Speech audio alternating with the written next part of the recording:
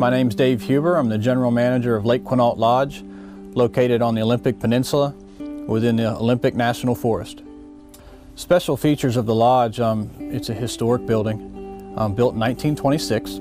It replaced an old log structure that had been here since the late 1800s.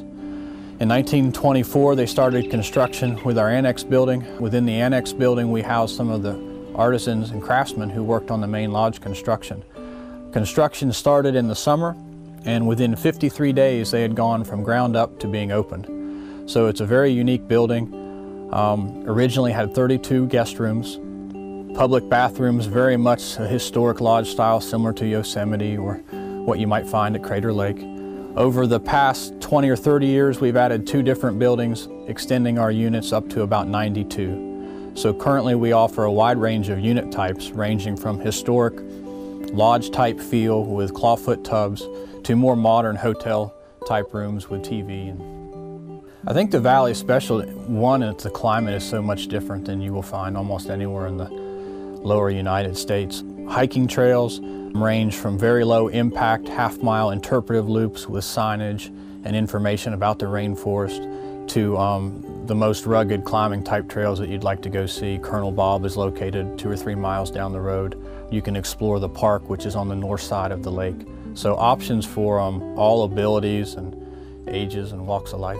A great time to visit is end of May going into summer. You know, you're coming out of that rainy winter season. Everything's really turning green and starting to brighten up. Even when our rhododendrons aren't blooming and there's not a lot of color, there's still amazing different varieties of green that are here and present, from our landscaping to the natural environment as well.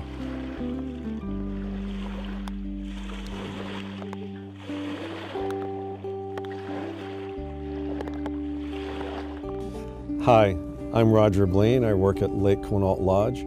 I'm sort of the Director of Interpretation and Activities for Lake Quinault Lodge in the Quinault Rainforest of Washington State. It's chartreuse green, and the little ferns that you see growing out of the moss, that is licorice fern. I worked for the Park Service for 26 years in numerous different national parks, and I retired here at Lake Quinault in the rainforest because from my point of view, it's a pretty ideal place.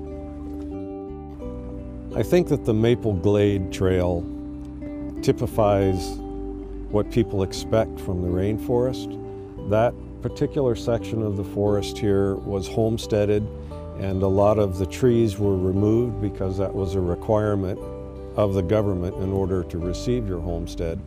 And when that happened, it opened up the canopy and allowed big leaf maples and vine maples to grow in. And those are typically the trees that the long strands of moss hang from. So that combined with a little babbling brook and a crystal clear pond in the glade, I think makes it a very special spot.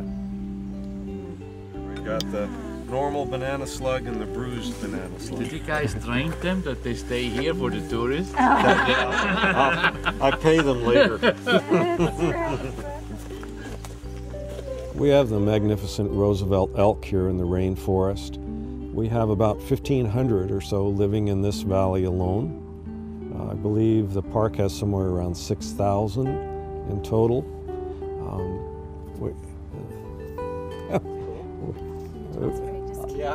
We just had an osprey fly over our heads here and distract us.